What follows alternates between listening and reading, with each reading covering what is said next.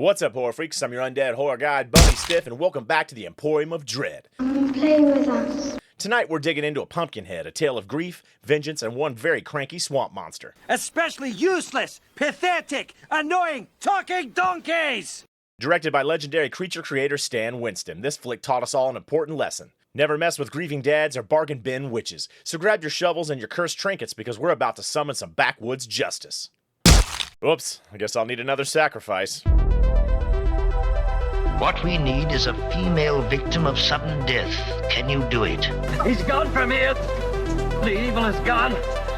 We must create from the beginning things. Build up our own creature. Build it up from nothing. What an excellent day for an exorcism. They're coming to get you, Barbara. It is entitled Naturam de Manto, roughly translated, Book of the Dead. Whatever you do, don't fall asleep.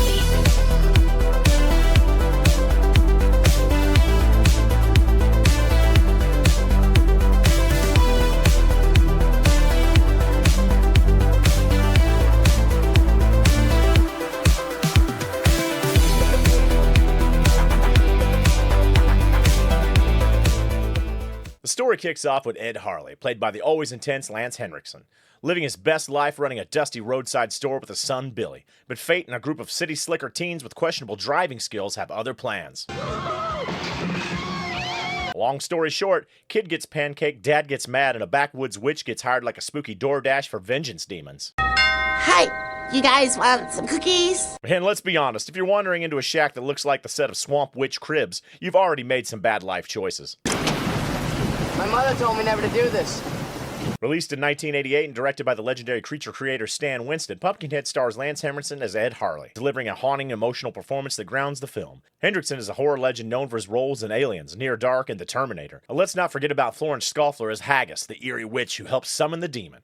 Her performance is as creepy as her swampy shack. Now let's talk about the star of the show, Pumpkinhead himself. Stan Winston, yes, that's Stan Winston, the guy behind the Xenomorph, the Predator, and T-Rex from Jurassic Park, created this lanky nightmare fuel, and let me tell you, Pumpkinhead is one handsome boy. One ugly motherfucker. Every crevice, every fang, every gooey detail, it's monster design perfection. And honestly, Pumpkinhead should have been on a horror monster dream team with Jason, Freddy, and Michael Myers. He's earned his place on the Haunted Hall of Fame. Pumpkinhead was made on a modest budget of $3.5 million and earned around $4.4 million at the box office. But its legacy far outgrew its financial success, spawning several sequels and cementing itself as a cult classic. Stan Winston's practical effects shine here, bringing the creature to terrifying life with spine-chilling detail. The score, composed by Richard Stone, adds an extra layer of dread to this gothic revenge story. Alright, grab your popcorn, lock your doors, close your windows, as I unfold this tale of backwoods demon justice, as I present to you, Pumpkinhead. And now, on with the show. We open in 1957 with a young Ed Harley watching a man get monster mashed by Pumpkinhead outside his family's cabin. Let this be your first lesson, folks. Don't trespass on cursed land. Is anybody home? Fast forward to the present, and Ed Harley's all grown up and now a widowed father and proud owner of a small-town country store. Life's peachy until a gang of dirt bike riding teens roll into town while Ed's off running some errands. You know, Joel is a great guy once you get to know him. His son Billy gets caught in the crossfire of some reckless riding. Billy's accident's the kind that turns tragic real fast.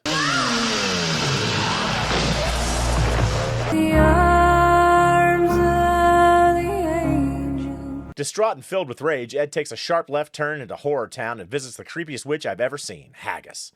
Who needs this tender morsel? This lady looks like she's been living on a steady diet of curses and cobwebs. Whoa, she turned me into a newt! When Ed says he wants revenge, she's all too happy to help, warning him that there's going to be a price. Spoiler alert, it's more than a handful of pocket change. Well, sometimes that is better.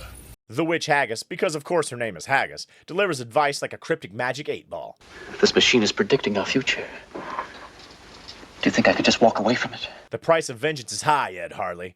Yeah, no kidding, Grandma. I feel like this whole movie could have been avoided if she just handed Ed a coupon for therapy instead. Ed Harley, armed with nothing but grief and questionable judgment, follows the witch's instructions and digs up a crusty pumpkin-shaped corpse in a fog-drenched cemetery. Abby Normal. I'm almost sure that was the name. Now this is peak 80s horror vibes, folks. Dramatic lighting, fog machines cranked to 11, and a demon corpse that looks like it's seen better centuries. And this witch absolutely chewing up the scenery. I half expected her to stop mid-ritual and sell me a cursed essential oil starter kit. Ah, you smell like revenge and lavender. So the witch resurrects Pumpkinhead, and let me tell you, this monster is a sight to behold. Spindly limbs, razor-sharp claws, and a face only a mother demon could love. Once Pumpkinhead gets his vengeance groove on, it's like watching a demon-themed reality show. Vengeance with the stars, if you will. The teens scatter like cockroaches in a haunted kitchen, and Pumpkinhead goes full WWE smackdown on anyone he finds. And let's not ignore the fact that this demon has the most dramatic posture of all time. My guy looks like he's perpetually searching for his lost contact lens. And the kills, brutally creative and just campy enough to keep you entertained. Plus, Pumpkinhead has the audacity to pose dramatically after each kill like he's waiting for a slow clap. And boy, does he get to work on those teens. First up, Steve gets turned into a monster piñata, and poor Maggie gets snatched like the last candy bar on Halloween. Always check your candy. And meanwhile, Ed starts to realize that every time Pumpkinhead kills, he feels it too. Talk about a bad case of buyer's remorse. He tries to stop the carnage, but Haggis gives him the classic too late speech. Nothing I can do. He's gotta run his course now. And just when you think it couldn't get any worse, Ed figures out the big twist. He and Pumpkinhead are psychically linked, and if the monster keeps killing, Ed's humanity drains away. Let's take a moment to appreciate Lance Henriksen. This man pours his entire soul into Ed Harley. His grief feels raw, his vengeance feels justified, and his wardrobe choices feel, well, bold.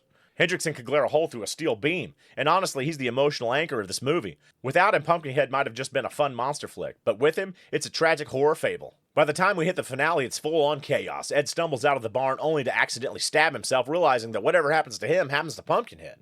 In a final heroic moment, Ed begs one of the survivors to shoot him, breaking the link and killing the demon once and for all. And just like that, Pumpkinhead goes up in flames like a cursed jack-o'-lantern. But wait! In the last haunting scene, Haggis buries Ed in Pumpkinhead's grave, still wearing the necklace his son gave him. It's a grim reminder that vengeance doesn't come cheap, my friends. So let's head on over to the old Stiffometer and see where this one stacks up. Give my creation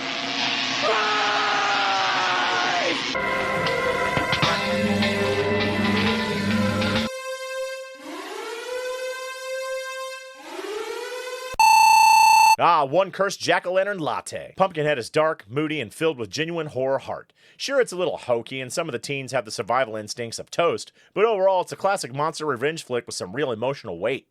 At the end of the day, Pumpkinhead isn't just about a cool monster. It's about grief, guilt, and the consequences of revenge. It's spooky, it's sad, and it's oh so very 80s. And if you haven't seen it yet, go fix that. And if you have, well, watch it again because Pumpkinhead demands it. And that's it for this episode, folks. If you enjoyed this little graveyard giggle fest, hit that like button and subscribe for more horrifying hijinks. Hey, let me know in the comments if you dare summon Pumpkinhead for vengeance. And until next time, keep the lights low and stay stiff. Warning signs of satanic behavior